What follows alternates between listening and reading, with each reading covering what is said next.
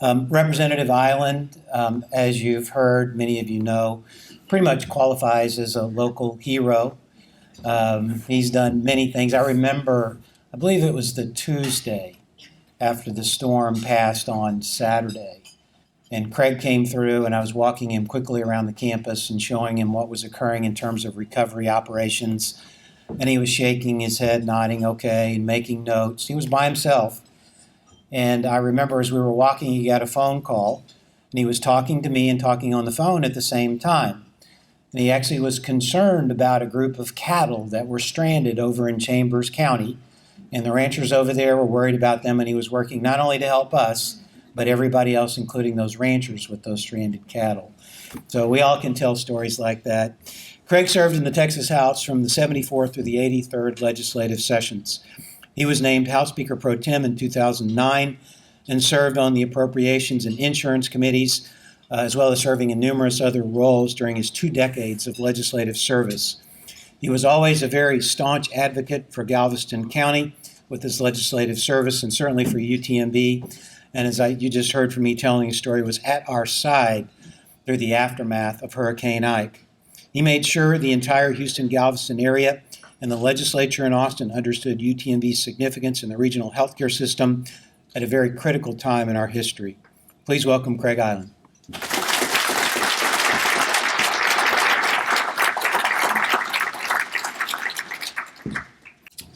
Thank you very much. It's great to be here. I'd forgotten about those cows. But just, there was so much going on, you never knew what was going to happen next.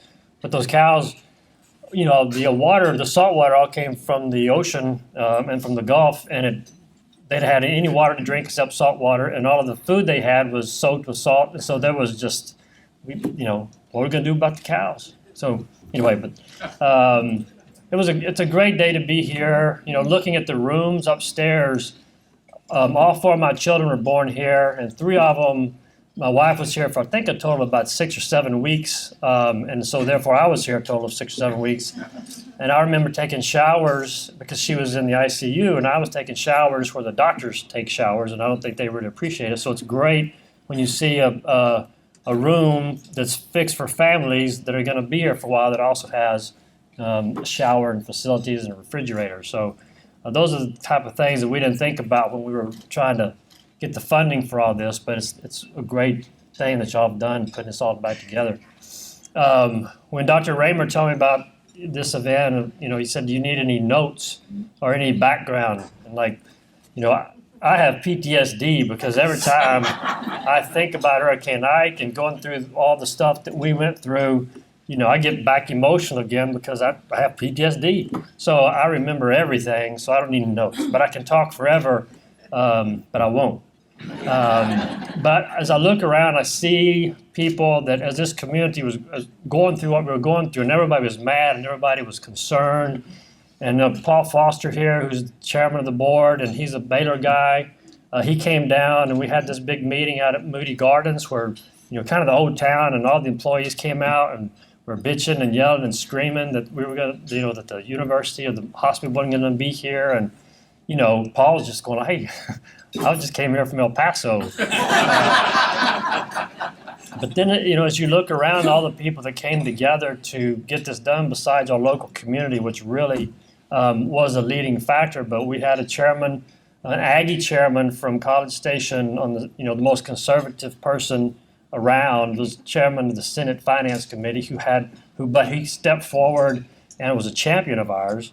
You have Dan Branch from Dallas, who was ended up carrying one of the bills with our amendment on it. He's from Highland Park. What's he care, about Galveston? Except your nephew ended up going to school here? Yeah, he's here right now, so you never know.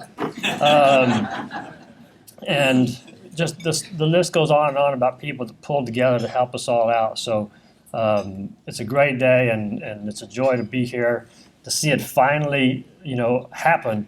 Because what a lot of people also forget, we got the money appropriated the first time, but then because we couldn't spend it with FEMA and, planning and architects and engineers, the next session we had to get it reauthorized. And then the third session, we had to get some more of it appropriated. And if you don't think they were tired of us by that time, This was long gone in everybody's mind up there. So, it's great to be here, and thank you. It's a great day for Galveston. I thank UT for being here as well.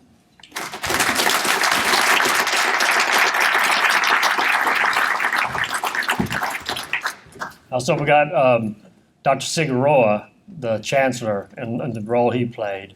He was always a champion of support. I'm glad you're here. But also Governor Perry and his staff was 100% behind us the whole time. And he and I did not have a great relationship before that, but because he was there and stood behind us the whole time, from that moment on, we've been good friends because he was there when we needed it. So he's not here today, but I want you to know that he was there when we needed him.